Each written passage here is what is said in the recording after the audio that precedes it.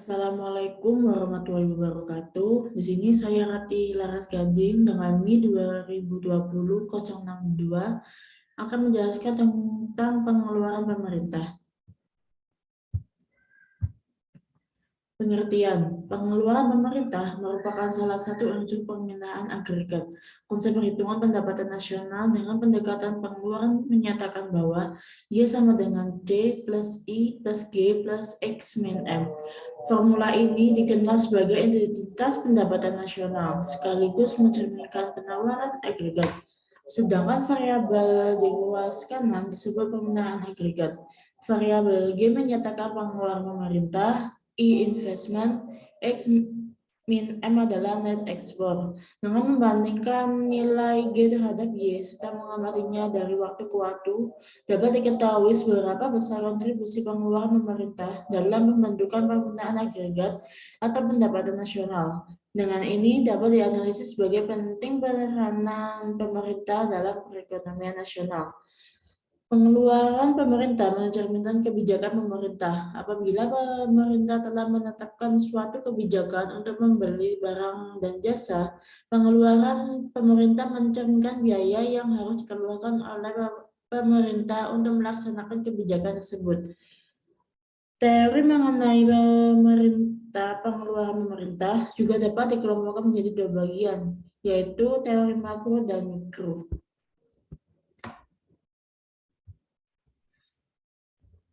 Pada teori makro, pengeluaran pemerintah dalam material dapat dipakai sebagai indikator besarnya kegiatan pemerintah yang dibiayai oleh pengeluaran pemerintah. Semakin besar dan banyak kegiatan pemerintah, semakin besar pula pengeluaran pemerintah yang bersangkutan.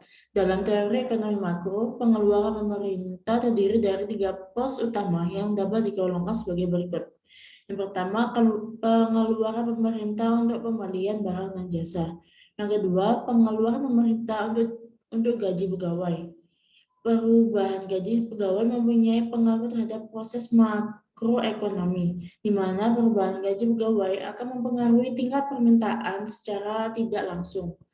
Kemudian yang ketiga, pengeluaran pemerintah untuk transfer payment.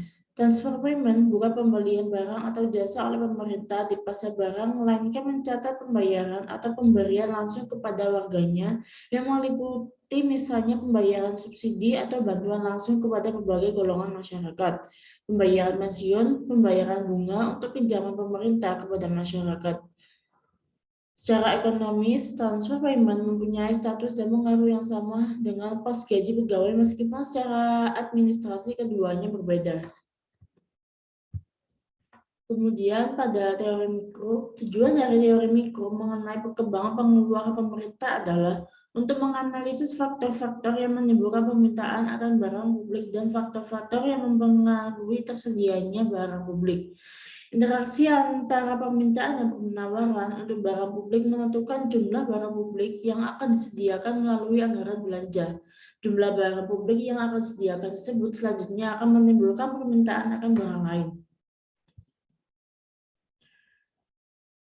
Kemudian pengeluaran negara, yaitu semua pengeluaran yang digunakan untuk membiayai kegiatan-kegiatan pemerintahan suatu negara dalam rangka menjalankan fungsinya agar dapat mewujudkan kesejahteraan pada semua rakyatnya.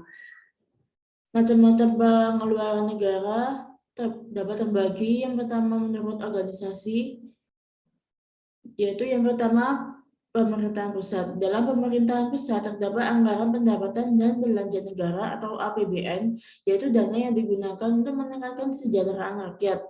Dalam APBN, pengeluaran pemerintah pusat dibedakan menjadi dua, yaitu meliputi pengeluaran untuk belanja dan pengeluaran untuk pembiayaan.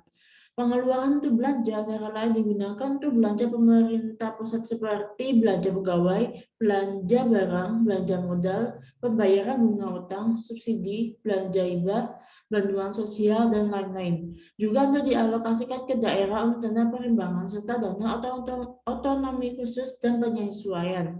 Sedangkan pengeluaran untuk pembiayaan meliputi pengeluaran untuk obligasi pemerintah, pembayaran pokok pinjam luar negeri, dan lain-lain. Yang kedua, pemerintah provinsi. Jika ada pemerintah pusat terdapat APBN, pada pemerintah provinsi terdapat APBD yang merupakan hasil dari dana alokasi APBN dari pemerintah pusat dan hasil dari pungutan pajak dari masyarakat.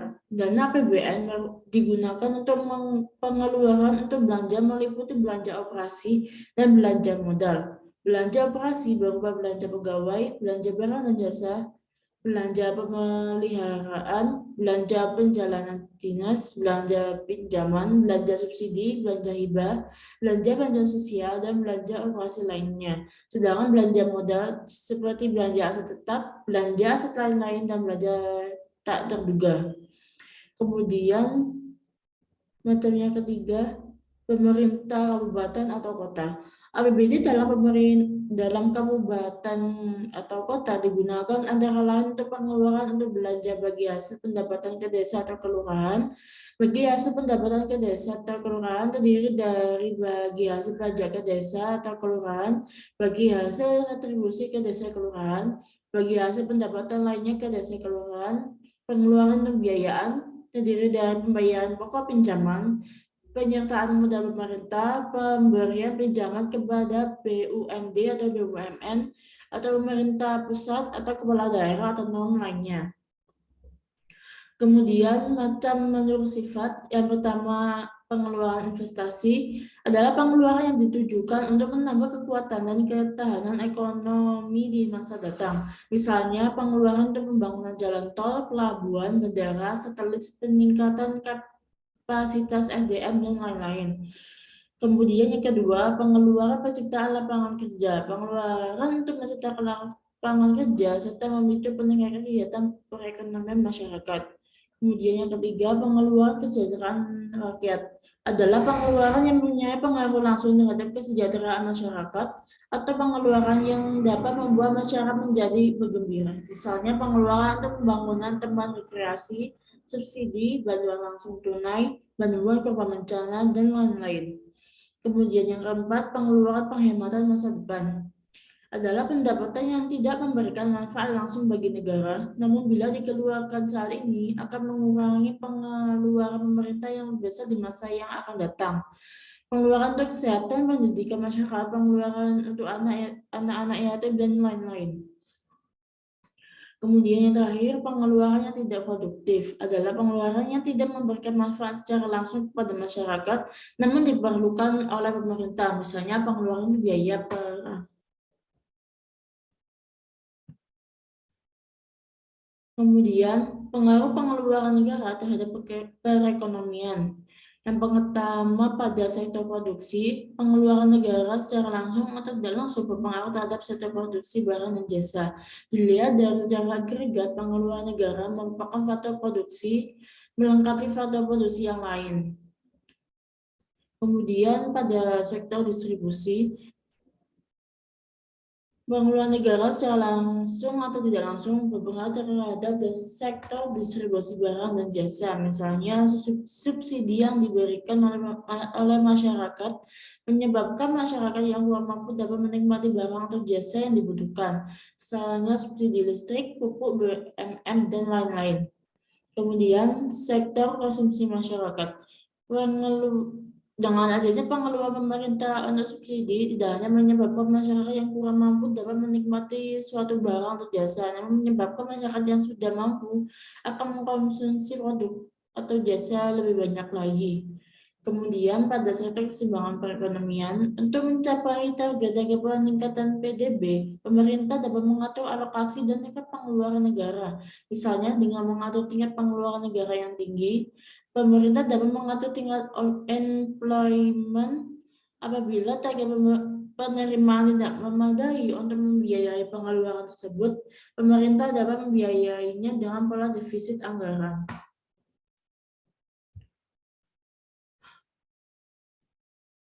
Kemudian berikut adalah data APBN Indonesia pada tahun 2021 dan 2022.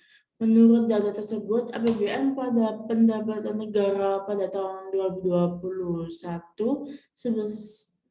dalam triliun rupiah sebesar 1.743,65 Dan untuk belanja negara sebesar 2.750,03. Kemudian pada tahun 2021 terjadi surplus defisit anggaran sebesar 5,70% atau sekitar 1,638.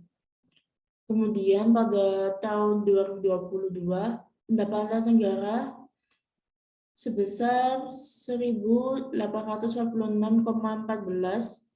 dan belanja negara sebesar 2.714,16 dan terjadi surplus defisit anggaran sebesar 4,85% atau sekitar 868,2.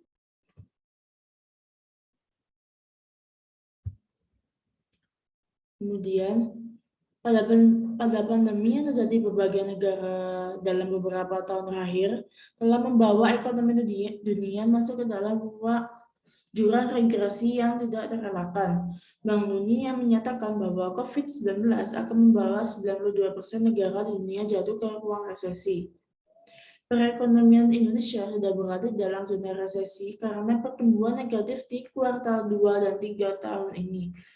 Ekonomi Indonesia pada kuartal 2020 telah mengalami kontraksi 5,32% dan untuk kuartal 3 telah memastikan pertumbuhan ekonomi Indonesia akan berada di kisaran negatif 2,9% hingga negatif 1%. Meskipun demikian, sejak beberapa waktu lalu, pemerintah telah mengantisipasi terjadinya krisis dengan mengalokasikan dana hingga 695,2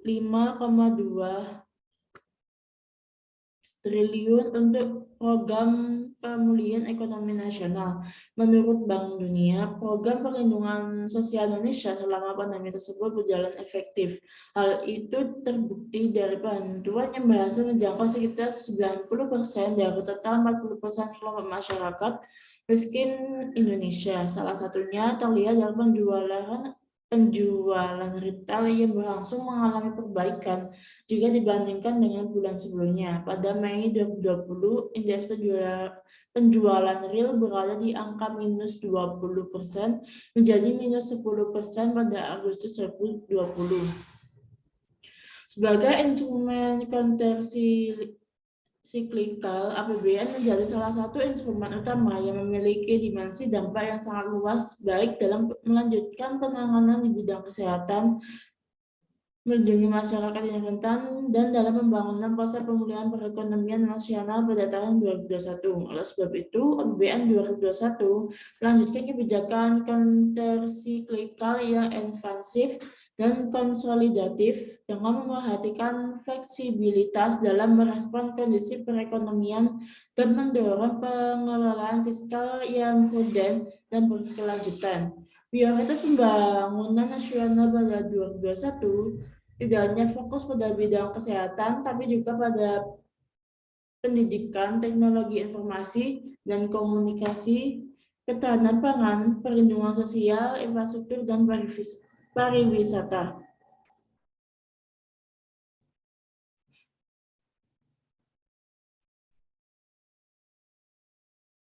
Sebagai konsekuensi dan besarnya kebutuhan countercyclical pemulihan ekonomi di tahun 2020 dan 2021, serta upaya-upaya penguatan fondasi perekonomian, maka menjadi hal yang wajar jika defisit APBN pada 2021. Pemerintah dan DPR telah menyetujui postur APBN 2021 dengan defisit anggaran terhadap PDB di angka 5,7%. Meski demikian, defisit anggaran APBN 2021 menurut dibandingkan defisit anggaran pada Perpres nomor 72 tahun 2020 yang sebesar 6,34% dari PDB. Alokasi belanja negara mencapai 2.750 triliun atau 15,6% terhadap PDB.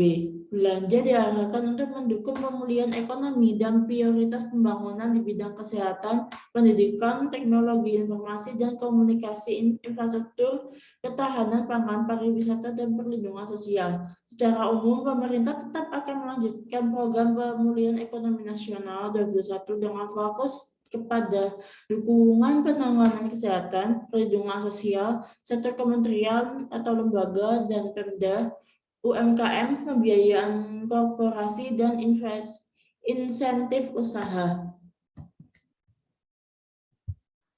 Sekian dari saya, maaf bila ada salah kata. Assalamualaikum warahmatullahi wabarakatuh.